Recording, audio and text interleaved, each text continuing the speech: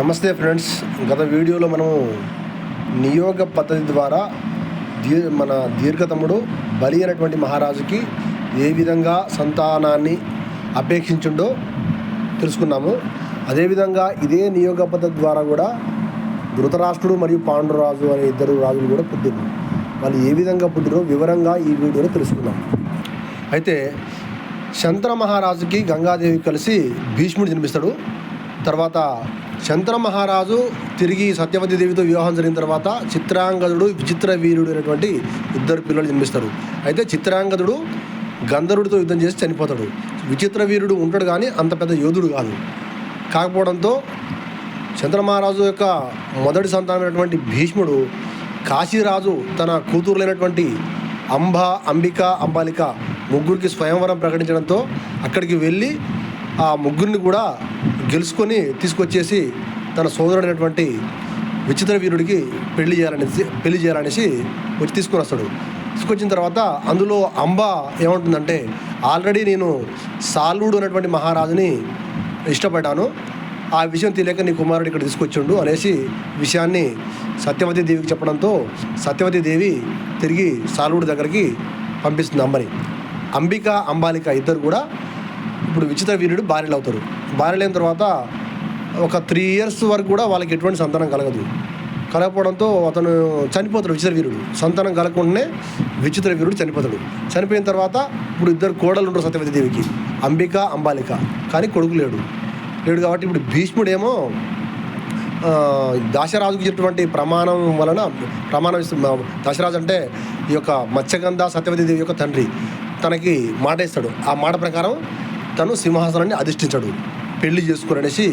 ఆయన పేరు దేవవ్రతుడు అయితే ఎప్పుడైతే తన తండ్రి అయినటువంటి చంద్ర మహారాజు కోసం దాశరాజు దగ్గర ప్రతిజ్ఞ చేస్తాడో, పెళ్లి చేసుకుని సింహాసనాన్ని ఎక్కను అని ప్రతిజ్ఞ చేయడంతో ఆ మాట మీదనే తన తమ్ముళ్ళు ఇద్దరు చనిపోయినా కానీ సింహాసనాన్ని కాపాడుకుంటూ వస్తాడు. కానీ తను సింహాసనాన్ని అధిష్ఠించడు, తిరిగి పెళ్లి చేసుకోడు.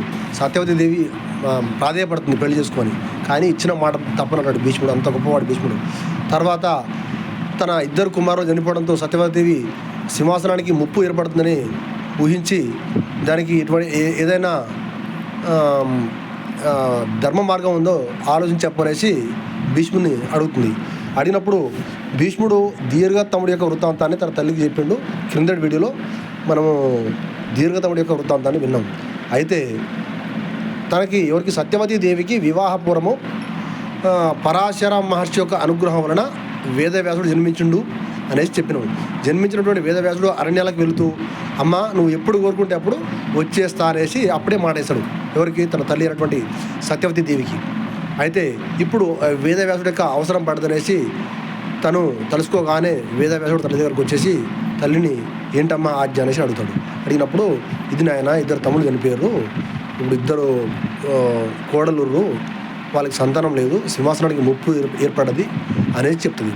చెప్పినప్పుడు వేదవ్యాసుడు ఒకటి చెప్తాడు, అమ్మ నేను ఒక బ్రాహ్మణుని, అంటే బ్రాహ్మణుడు అంటే పరాశర మహర్షి యొక్క అనుగ్రహం వల్ల పుట్టినడుగా, కాబట్టి తన యొక్క నల్లని వర్ణము, జటాజూటము ఇవన్నీ చూసి వాళ్ళు రాజకుమార్తెలు పుట్టిన దగ్గర నుంచి కూడా ఇటువంటి వారిని చూసి ఎరగరు. కాబట్టి 1 సంవత్సరం వరకు వాళ్ళని తపస్సు చేసి సంతానం కోసం తపస్సు చేస్తే అప్పుడు వాళ్ళ మనసులో ఉన్నటువంటి ఆ కలంకం అనేది వెళ్ళిపోతుంది. కాబట్టి వాళ్ళని తపస్సు చేయమను. ఒక 1 year తర్వాత మీరు చెప్పిన ప్రకారమే వారిద్దరికి కూడా సంతానాన్ని అపేక్షిస్తా అంటాడు.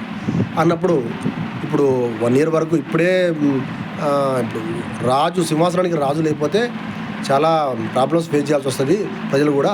కాబట్టి అంత టైం లేదు, నువ్వు ఇప్పుడు అనుగ్రహించమంటుంది అన్నప్పుడు సరే అమ్మ అనేసి తల్లి యొక్క ఆజ్ఞ ప్రకారము వేదవ్యాసుడు మొట్టమొదట అంబికకు సంతానాన్ని అపేక్షించడానికి వెళ్తాడు. అంటే తను వరుసకి బావగారు అవుతాడు, అంబికకి, అంబాలికకి. కాబట్టి వరుస కూడా కలుస్తుంది.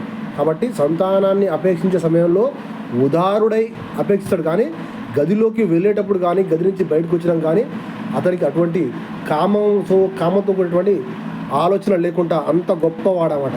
కాబట్టి వెళ్ళేసి తన అంబిక యొక్క మందిరానికి వెళ్తాడు. వెళ్ళినప్పుడు అంబిక తన యొక్క భౌతిక రూపాన్ని చూసి చెల్లించకపోయి కళ్ళు మూసుకుంటుంది. కళ్ళు మూసుకోవడంతో గుడ్డివాడైనటువంటి ధృతరాష్ట్రుడు పుడతాడు.